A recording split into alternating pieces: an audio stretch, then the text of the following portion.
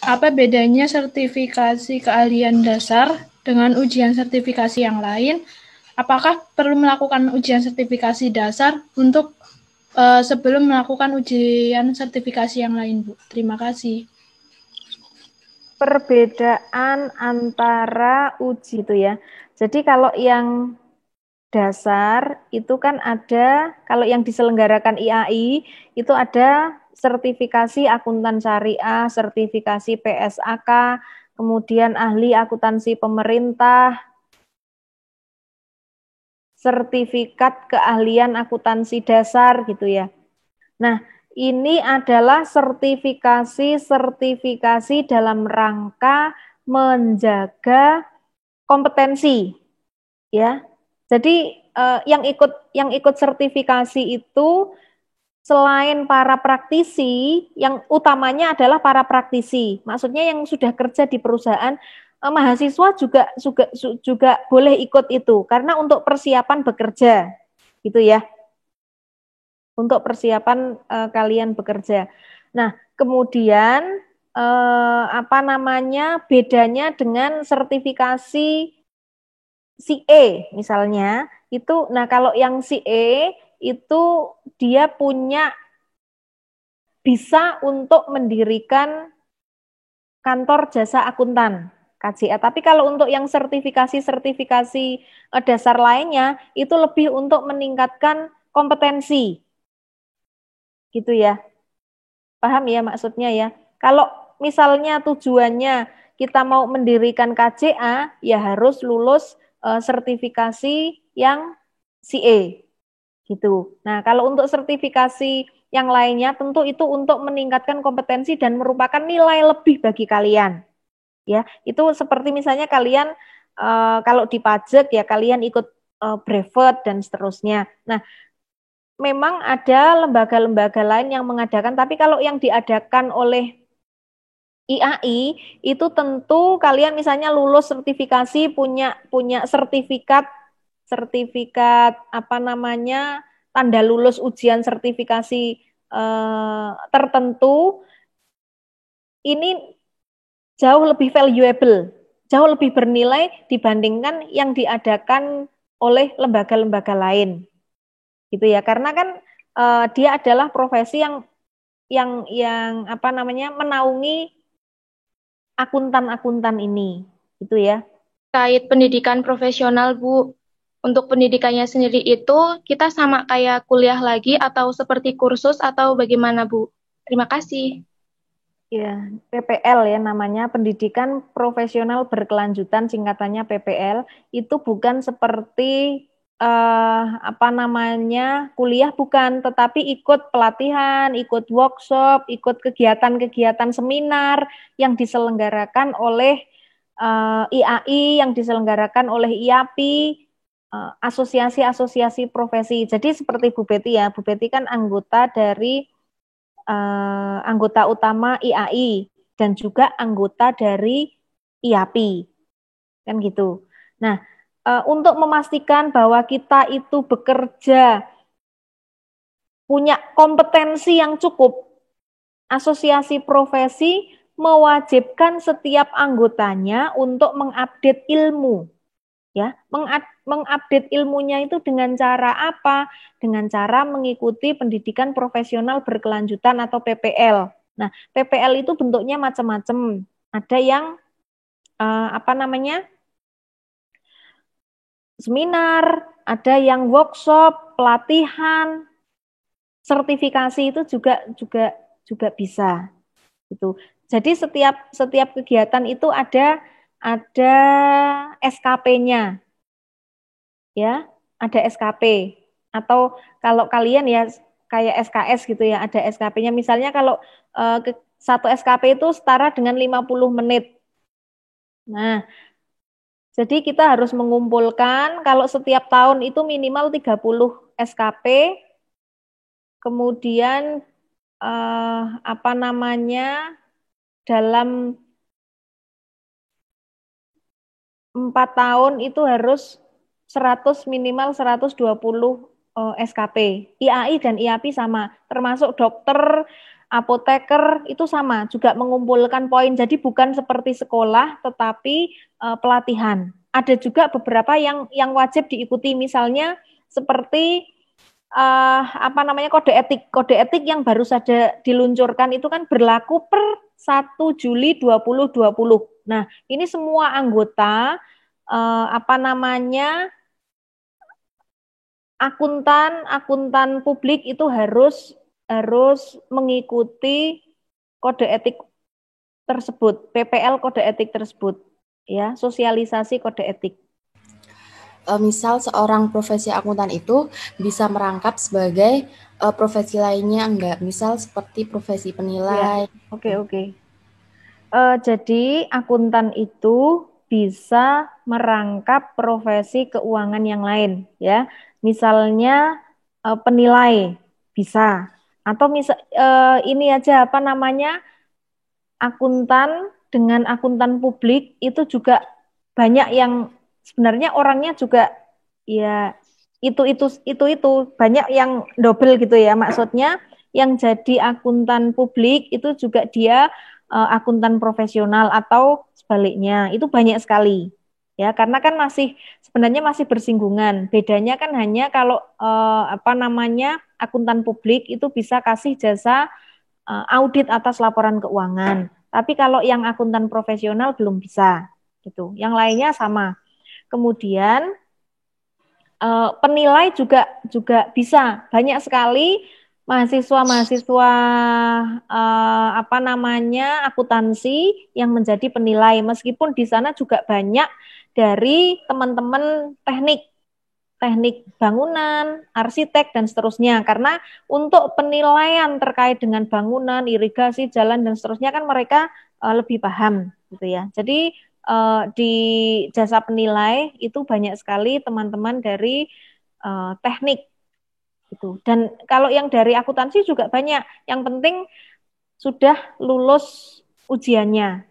Sama seperti kalau di IAI kan ujiannya sekali, yaitu untuk ujian CE ada 7 mata uji. Kalau untuk di IAP, untuk CPA itu berjenjang, ujiannya ada level-levelan. Kemudian untuk MAPI atau jasa penilai itu juga ujiannya berjenjang, level-levelan, gitu ya. Izin bertanya terkait tentang KCA, apakah UMKM bisa menggunakan jasa KCA? Terus kira-kira jika bisa, jasa apa saja yang bisa membantu UMKM dalam menyusun laporan keuangannya, Bu? Ya, banyak sekali UMKM yang menggunakan jasa KCA. Yang paling sering adalah yang pertama untuk menyusun laporan keuangan. Kemudian yang paling sering kedua untuk terkait dengan perpajakan, yaitu laporan SPT. Nah, banyak sekali klien-klien Bu Betty yang minta tolong terkait dengan dua hal itu, ya, untuk menyusun laporan keuangan dan juga untuk laporan SPT, yaitu perpajakan. Itu, ya. Ada yang lain lagi? Sehingga ini jadi tantangan kalian untuk ini mempromosikan KCA supaya bisa membantu UMKM gitu ya. Terus lagi misalnya UMKM itu mau dia mau pinjam ke bank, itu kan harus membuat laporan keuangan yang diaudit. Nah, biasanya laporan keuangan itu yang bantu nyusun dari KCA, nanti auditnya dari KAP. Karena ingat, enggak boleh misalnya KAP itu meskipun dia bisa memberikan jasa terkait dengan penyusunan laporan keuangan, tetapi dia enggak boleh kalau sudah memberikan jasa konsultasi, kemudian dia yang audit, enggak boleh, itu namanya melanggar kode etik gitu ya. Enggak boleh yang menyusunkan laporan kok yang audit, enggak boleh. Ya. Ikatan Akuntan Indonesia atau IAI itu bertanggung jawab terhadap akuntan bersertifikat CA yang melakukan kecurangan. Terima kasih. Ya, gini, jadi yang melakukan pengawasan dan juga penegakan itu dari P2PK tadi, Pusat Pembinaan Profesi Keuangan. Jadi kalau ada akuntan yang melanggar kode etik, itu pertama mesti akan ditindak oleh ini dulu, apa namanya, asosiasi profesi atau IAI. Kemudian IAI nanti mesti akan meneruskan kepada P2PK kalau dia memang sudah misalnya parah gitu ya, sehingga harus biasanya kalau parah itu pencabutan izin ya. Kalau pelanggarannya itu parah, itu pencabutan izin. Nah, yang mencabut izin itu nanti dari P2PK atas rekomendasi dari asosiasi profesi dari IAI. Gitu ya. Jadi karena yang mengeluarkan izin untuk KJA itu adalah P2PK. Jadi termasuk IAPI itu juga sama ya. IAPI juga sama. Jadi ketika ada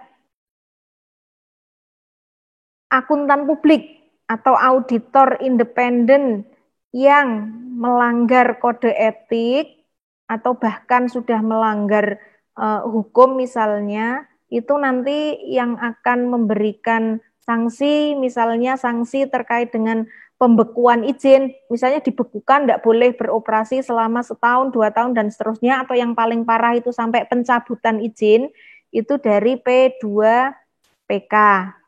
Tuh, kalau yang apa namanya, tetapi tentu dari asosiasi profesi itu memberikan rekomendasi dan juga bisa memberikan laporan.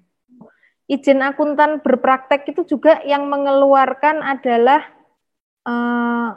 P2PK dari Kementerian Keuangan. Jadi tanda tangannya itu adalah atas nama Menteri Keuangan yang tanda tangan Kepala P2PK, izin akuntan berpraktik. Tuh. Tetapi harus mendapat rekomendasi dari IAI. Jadi kita kalau mau mendirikan apa namanya KJA, kantor jasa akuntan, itu kita harus pegang yang namanya apa namanya izin akuntan berpraktek AB, namanya izin AB akuntan berpraktek. Nah itu ya, itu harus diurus dulu, baru nanti kemudian bisa mengajukan untuk izin kantornya. Itu. Begitu juga dengan di IAPI. Nah, IAPI itu juga nanti kalau mau mendirikan KAP, kita harus mengajukan, harus punya yang namanya izin AP, izin akuntan publik, ada nomornya. Yang biasanya kalian kalau baca laporan auditor independen, itu di bawah tanda tangan mesti ada nama AP-nya, nama akuntan publiknya siapa, nomor izin AP-nya berapa. Nah, itu juga dikeluarkan oleh Kementerian Keuangan P2PK tersebut. Kemudian itu juga nanti bisa digunakan untuk ngurus izin kantornya. Jadi ada izin untuk orangnya atau profesinya, ada untuk kantornya. Karena misalnya beberapa orang itu bisa gabung jadi satu kantor. Ya, misalnya beberapa, misalnya Riki, Akbar, Safira, dan KAP Riki, Akbar, dan Safira. Gitu ya. Nah, dia mendirikan satu KAP, tetapi kalau izin AP-nya itu Riki harus punya, Safira harus punya, Akbar juga harus punya, gitu ya. Profesi seorang akuntan seperti kita ini nantinya itu bakal menjadi apa ya? Era 5.0 itu menjadi ancaman bagi kita ataukah menjadi opportunity bagi kita ya Bu? Persiapan dari sekarang. Lebih lengkapnya itu pernah Bu Betty sampaikan sewaktu Hima kemarin mengadakan seminar. Nah, ringkasnya akan Bu Betty jawab di sini.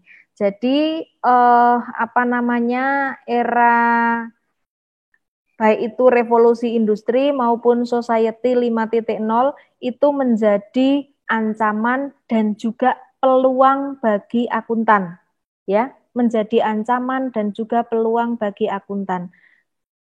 Maksudnya seperti apa? Tentu untuk pekerjaan-pekerjaan clerical, pekerjaan yang teknis itu sudah pasti nanti akan diganti oleh komputer. Pekerjaan clerical itu contohnya apa? Input transaksi ke jadi jurnal, ke komputer gitu ya. Nah, sekarang kan sudah zamannya semuanya serba online. Kita lihat misalnya Shopee ya. Kalau ditanya misalnya apakah kemudian akuntannya itu input menjurnal penjualan, kas pada penjualan, kan enggak, karena semuanya sudah serba otomatis lewat sistem, otomatis sistem itu sudah disetting langsung masuk ke jurnal, ke buku besar, bahkan ke laporan keuangan, gitu ya. Nah, sehingga sudah pasti untuk kegiatan-kegiatan yang clerical, yang teknis, itu lambat laun akan hilang. Meskipun kalau di Indonesia sekarang belum sepenuhnya, karena kan kita itu negara yang beragam kemampuannya, ya. Ada yang sudah canggih, ada yang masih menggunakan manual. Bahkan kalau untuk UMKM kliennya Bu Betty itu masih banyak yang menggunakan Excel, masih banyak yang menggunakan seperti Mayop misalnya, gitu. Nah, tetapi ke depan sudah pasti kegiatan-kegiatan clerical itu sudah pasti digantikan oleh komputer. Nah, peluangnya di mana? Nah, kalian itu harus bersiap diri untuk menguasai perubahan ini. Nah, oleh karena itu kalau di IAI itu namanya ada Prakarsa 6.1 gitu ya. Itu untuk dalam rangka menyiapkan akuntan-akuntan masa depan yang sudah melek teknologi, sudah dengan perubahan seperti sekarang. Artinya audit pun itu kan juga nanti auditnya berbasis IT. Tidak lagi kemudian bertemu dengan kertas-kertas bukti transaksi, input jurnal, tetapi sudah otomatis di sistem. Auditor kan harus ngerti. Lalu apa yang harus diaudit yang seperti itu kan harus ngerti, gitu ya. Termasuk keahlian kalian itu juga analisis ya. Critical thinking itu harus kalian siapkan. Tanpa itu nanti kalian tidak bisa memenangkan persaingan, gitu ya. Kemudian bahasa. Jadi kalian juga harus menguasai terkait dengan big data, harus menguasai perkembangan teknologi informasi, artificial intelligence dan seterusnya itu harus kalian kuasai. Berpikir kritis itu harus kalian latih, ya. Berpikir kritis harus kalian latih. Gitu. Nah, jadi ringkasnya seperti itu bahwa perkembangan sekarang itu menjadi peluang dan juga ancaman bagi kalian. Calon-calon akuntan yang masih konvensional tentu tidak bisa memenangi persaingan. Tentu sudah berbeda kebutuhannya dengan akuntan-akuntan masa lalu. Akuntan zaman sekarang itu ya akuntan-akuntan yang mampu menguasai teknologi, mampu menguasai perubahan, yang berpikir kritis, yang yang judgement profesionalnya itu pinter, gitu ya. Karena tidak semua pekerjaan akuntan itu akan hilang. Karena banyak sekali pekerjaan-pekerjaan akuntan yang memerlukan judgement profesional. Nah, sehingga peran akuntan di masa sekarang itu telah berubah. Ya, peran akuntan telah berubah. Ya, dari yang awalnya itu misalnya mencatat, menyiapkan laporan keuangan. Nah, sekarang berubah menjadi bagaimana kalian itu harus berpikir critical thinking terkait dengan angka-angka akuntansi, terkait dengan bagaimana pengambilan keputusan supaya bisa cepat, efisien. Kan gitu. Bisa diterima ya. Jadi ini adalah momen besar kepada kalian supaya bisa belajar kritis, belajar tentu tidak cukup hanya kalian memahami proses bisnis akuntansi, tidak cukup. Ya, kalian pinter jurnal sampai menyusun laporan keuangan itu belum apa-apanya, belum cukup untuk bisa memenangkan persaingan, belum cukup. Nah, kalian harus menguasai keahlian yang lain, keahlian bahasa sistem, big data, artificial intelligence, kemudian penguasaan bahasa juga harus kalian pahami, bahasa internasional, bahasa Inggris, kemudian kalian harus mampu berpikir kreatif, berpikir cepat, komunikasi, itu harus kalian asah dari sekarang. Bagaimana caranya? Ya ikut organisasi, misalnya seperti ikut BEM dan organisasi-organisasi kampus yang lainnya, karena itu mengasah hard skill, soft skill kalian yang tidak kalian dapatkan di organisasi gitu. Tanpa itu kalian akan sulit untuk bisa bertahan di kondisi sekarang. Sehingga kata kuncinya adalah kuasai perubahan, menangkan masa depan itu. Mbak Titi menjelaskan bahwa profesi akuntan itu business of trust. Nah, ketika seorang akuntan itu melakukan pelanggaran kode etik, bagaimana sikap yang lebih efektif untuk mengembalikan kepercayaan publik bagi akuntan tersebut, Bu? Terima kasih. Adalah penegakan etika, ya, penindakan. Nah, kalau misalnya yang salah-salah itu tidak segera ditindak, artinya asosiasi profesi ini harus bekerja dengan cepat, memberikan rekomendasi kepada P2PK, karena P2PK itu adalah lembaga resmi yang mengawasi dan juga memberikan ketika ada yang melanggar itu yang menegakkan gitu ya. Sanksi yang memberikan sanksi. Nah, jadi keduanya itu harus berjalan. Termasuk harus ada dari masyarakat, gitu ya. Jadi kalau kita hanya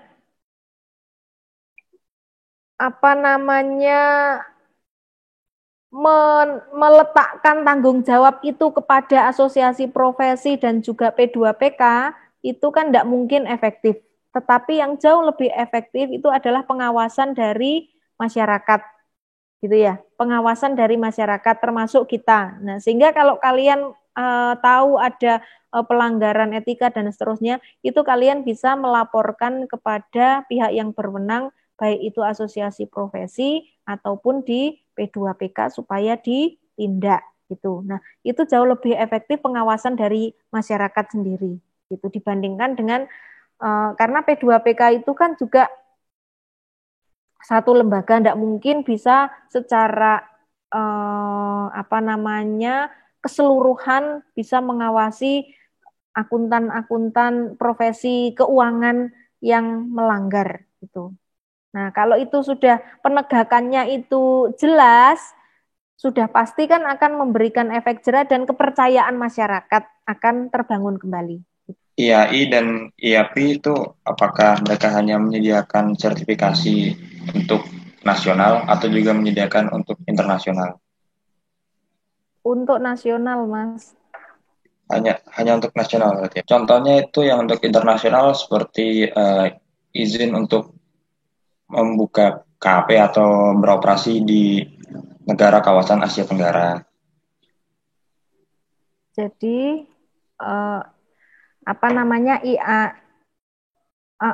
akuntan itu adalah profesi yang dibuka dalam rangka MEA ini, ya. Dalam rangka MEA itu merupakan profesi yang dibuka. Artinya kalian dengan kompetensi yang sudah distandarkan, kalau sudah memenuhi standar kompetensi itu bisa bekerja di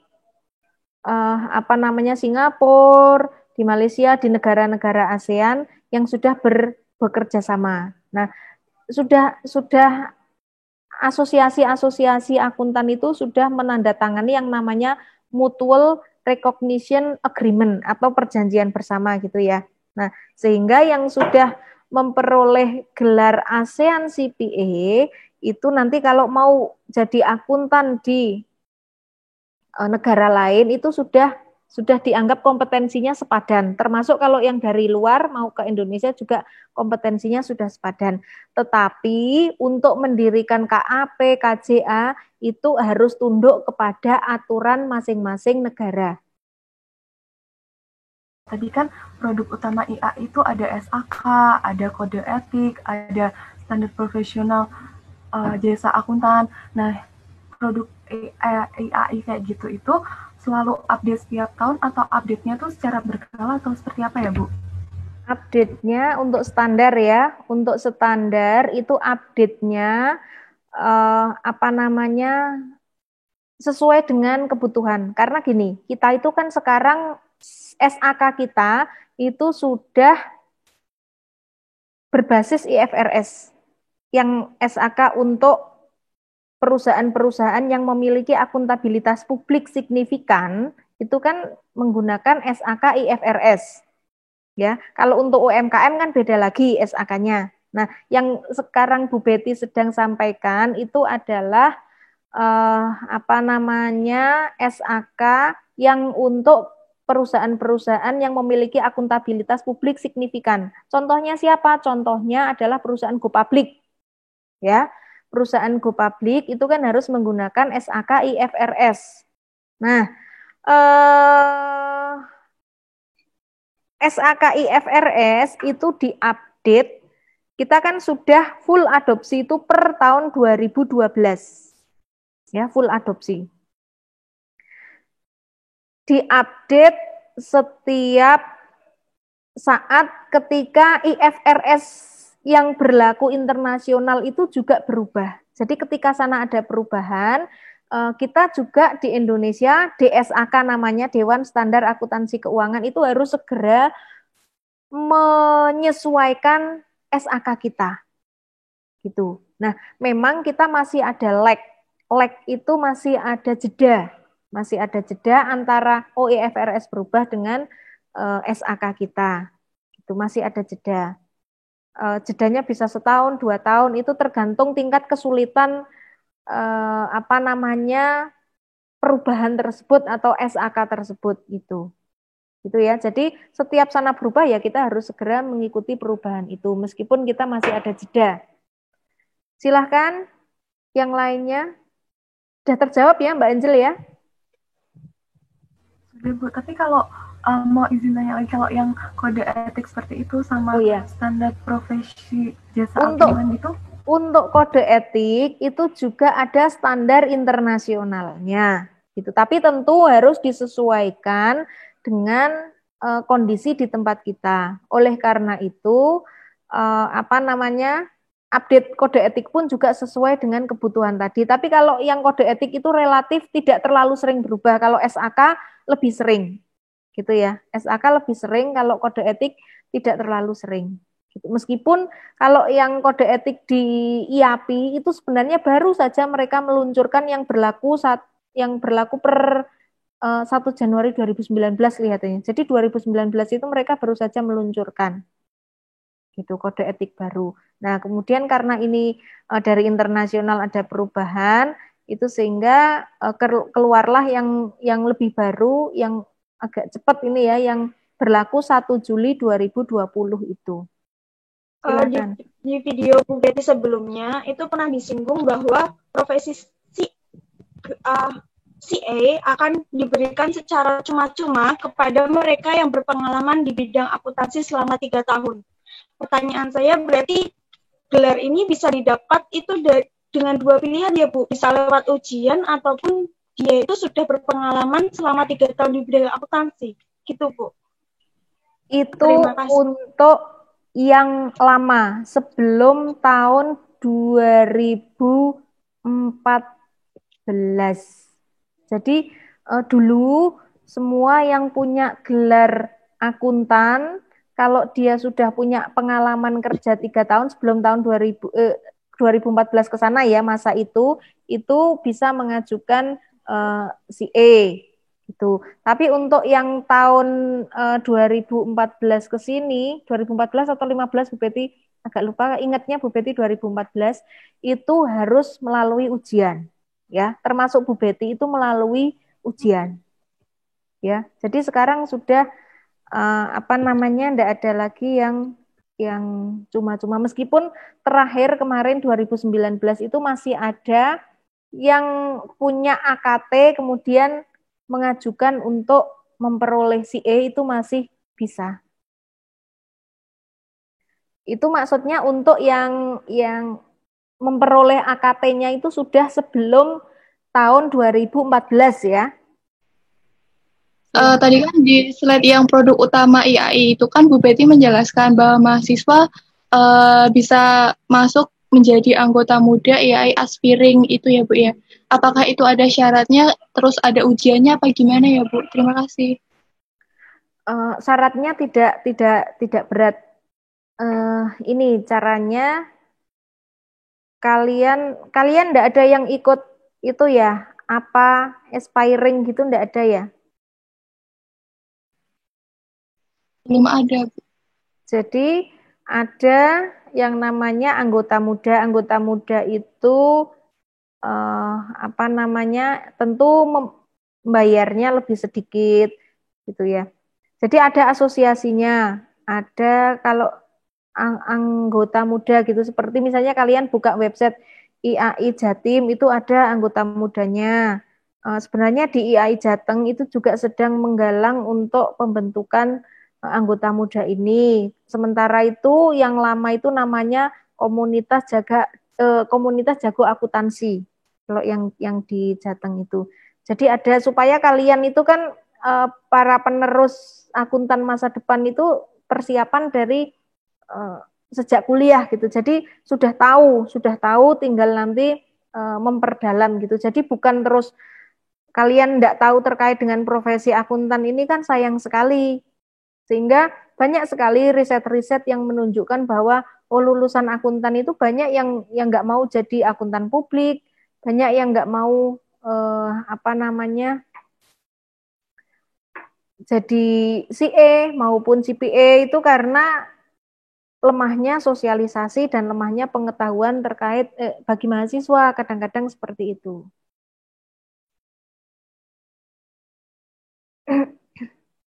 Clear ya? Terima kasih, Bu. Ya. Sebenarnya itu ada Hima Challenge dan seterusnya yang diselenggarakan oleh IAI. Kalau yang termasuk ada pemberian beasiswa CA. Jadi dulu ada mahasiswa UNES yang dapat beasiswa CA, tapi terus dia kan udah lulus, nah enggak tahu Bu Betty enggak ngawal dia itu terus sudah lulus ujian atau belum akhirnya gitu. Supaya ngerti kalau ada informasi. Kalau beasiswa CA itu selalu diberikan biasanya pada saat kegiatan apa tadi, aspiring akuntan tadi, karena Bu Betty pernah jadi panitia sewaktu di Semarang 2 tahun yang lalu, 2 apa 3 tahun yang lalu. Itu Bu Betty jadi penanggung jawab untuk kegiatan apa tersebut. Nah, itu ada ujian untuk memperoleh beasiswa CA, itu ada ujiannya, ujian seleksinya gitu ya. Ya ujiannya terkait dengan materi-materi akuntansi, mulai dari akuntansi keuangan, audit, kemudian etika profesi, semuanya. Ini bertanya Bu, terkait PPL atau pendidikan profesi lanjutan akuntan itu, lembaga yang menyediakan IAI IAP saja atau ada lembaga lain ya Bu? Dan untuk mengikuti PPL tersebut syaratnya itu apa saja ya Bu? Dan lama PPL itu berapa tahun Bu? Terima kasih. Ya, jadi PPL itu khusus bagi pemegang gelar CA, CPA itu wajib mengikuti PPL. Ya, kalau untuk kalian itu tidak ada kewajiban. Tidak ada kewajiban. Nah, PPL itu tidak seperti kuliah tetapi ikut seminar yang paling hanya sehari 2 hari itu ya. kadang ada yang setengah hari. Penyelenggaranya kalau yang IAPI itu ada yang namanya PPL terstruktur, ada yang tidak terstruktur. Terstruktur itu yang diselenggarakan oleh IAPI sendiri, kemudian kita kan daftarnya juga lewat websitenya langsung, jadi SKP-nya dia otomatis masuk. Jadi kita itu punya website keanggotaan gitu ya, untuk ngecek SKP-nya sudah terpenuhi atau belum, dan seterusnya. Tuh. Yang menyelenggarakan, kalau yang jadi ada yang terstruktur, ada yang tidak. Yang terstruktur itu berarti yang diselenggarakan oleh IAI maupun IAPI. Kalau yang unstruktur itu biasanya yang paling banyak menyelenggarakan itu adalah perguruan tinggi atau lembaga-lembaga lain juga boleh. Tetapi untuk lembaga-lembaga lain itu kan ada yang ada SKP-nya, ada yang tidak. Nah, yang ada SKP-nya itu, boleh dipakai untuk bisa PAK itu membantu kita untuk meraih gelar CA dan CPA dan gelar-gelar akuntan lainnya ya, Bu. Untuk bahkan kalau yang PPAK itu sekarang perkuliahannya itu menggunakan modul untuk ujian CA. Ya, pakai modul untuk ujian CE, mata pelajarannya yang diajarkan di PPA itu semuanya yang nanti akan diujikan untuk kalian mengambil ujian CE, gitu ya. Itu yang dipelajari di PPAK. Yang ngajar adalah separuh praktisi, separuh dosen. Praktisi itu maksudnya orang-orang yang bekerja, misalnya yang dari KAP, dari KJA gitu, dari perusahaan tuh. Nah, kalian harus pintar memilih PPAK yang bekerja sama dengan IAI maupun IAPI. Nah, jadi kelebihannya kalau kalian dari PPAK itu yang pertama, kalian ujiannya materinya itu kan sudah tahu, ya materinya sudah tahu, karena di kuliah itu yang dipelajari adalah pakai buku utamanya itu modul untuk ujian CA. Kemudian sekarang sedang ada IAPI itu sedang ada kerjasama dengan beberapa PPAK untuk menyelenggarakan ini, maksudnya yang lulusan dari PPAK itu diberi waiver, diberi keringanan untuk bisa mendapatkan CPA hanya ikut satu mata ujian, yaitu audit dan etika. Audit dan etika profesi. Ya. Nah, contohnya yang sudah kerjasama itu ada Undip gitu, dan beberapa yang Bu Betty pernah sampaikan di video yang mau jadi CPA. Nah, di situ sudah Bu Betty jelaskan gitu ya. Jadi keuntungannya di PPAK itu satu, materi yang dipelajari dipersiapkan untuk ujian CA dan CPA. Kemudian yang kedua, dapat waiver. Jadi kan kalau mau ujian CPA itu ada level dasar, kemudian ada profesional gitu ya. Nah, yang dasar itu sudah dapat waiver, udah dianggap lulus. Kemudian yang profesional itu tinggal hanya satu mata uji, yaitu audit dan etika profesi. Kemudian yang ketiga, kelebihannya yang lain adalah kalian kalau ujian CA itu bayarnya separuh. Kalau yang umum, peserta umum itu kan 1 juta setiap mata uji. Kalau yang dari PPAK itu 500.000.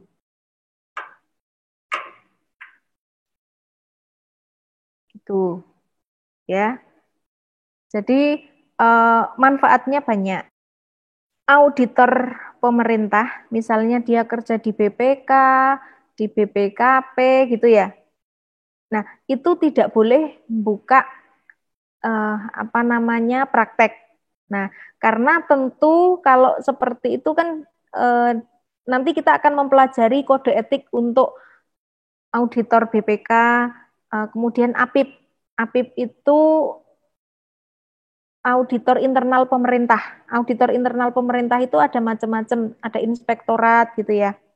Atau juga ada satuan pengawas internal di lembaga-lembaga pemerintahan. Gitu. Nah, mereka di aturan itu tidak diperkenankan untuk buka praktek. Seperti halnya petugas pajak, itu kan dia tidak bisa buka konsultan pajak. Nah, Bu Betty lupa juga bahwa bahwa kalian itu juga terbuka luas untuk berpraktek menjadi konsultan pajak. Itu juga ada ujian-ujiannya, ada kantornya, ada asosiasinya. Itu. Ya. Jadi seperti itu. Jadi kita meskipun tadi Bu Betty menyampaikan bahwa boleh profesinya itu ini maksudnya double-double, tetapi ada aturan-aturan khusus yang harus kalian tahu, misalnya untuk auditor pemerintahan yang kerja di BPK dan seterusnya itu tidak boleh, termasuk di KPK gitu ya, tidak boleh buka kantor. Gitu. Jadi sementara ini yang PNS boleh membuka KAP, KJA itu adalah dosen. Itu bisa. Ya.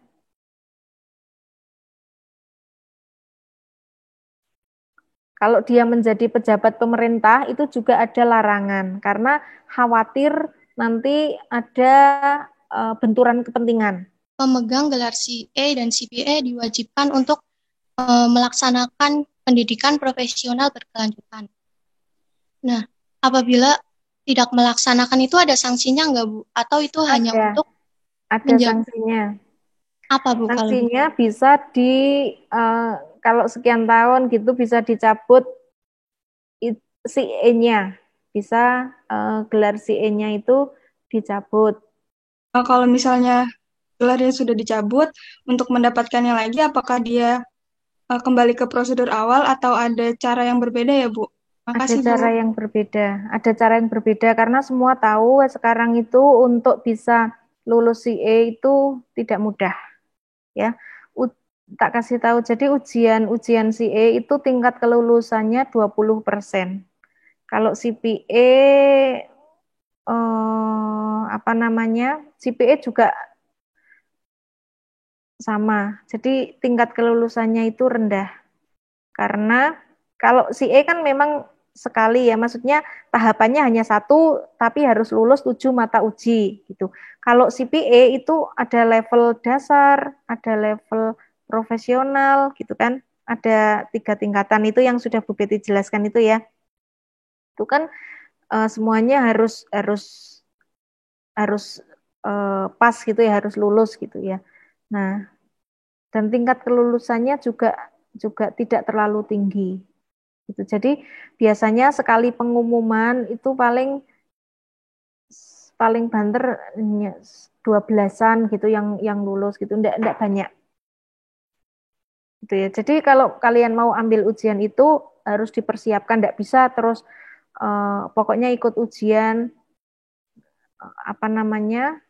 tanpa belajar gitu pasti enggak bisa. Gitu. Ada lagi? Apalagi pengetahuan kalian tentang standar akuntansi itu belum maksimal. Sudah cukup ya untuk pertemuan kita pada pagi hari ini. Kalian harus terus belajar, update ilmu supaya kalian makin dekat dengan profesi kalian. Gitu ya. PR kalian tadi download kode etik untuk APIP, termasuk kode etik akuntan Indonesia. Itu ada bukunya gitu, silahkan di-download. Tugasnya download kode etik akuntan Indonesia, kode etik untuk BPK, auditor BPK ya, kode etik untuk APIP. Silahkan kelas A, B, C, D, E dikasih tahu semua. Ya, minta tolong dikasih tahu semua.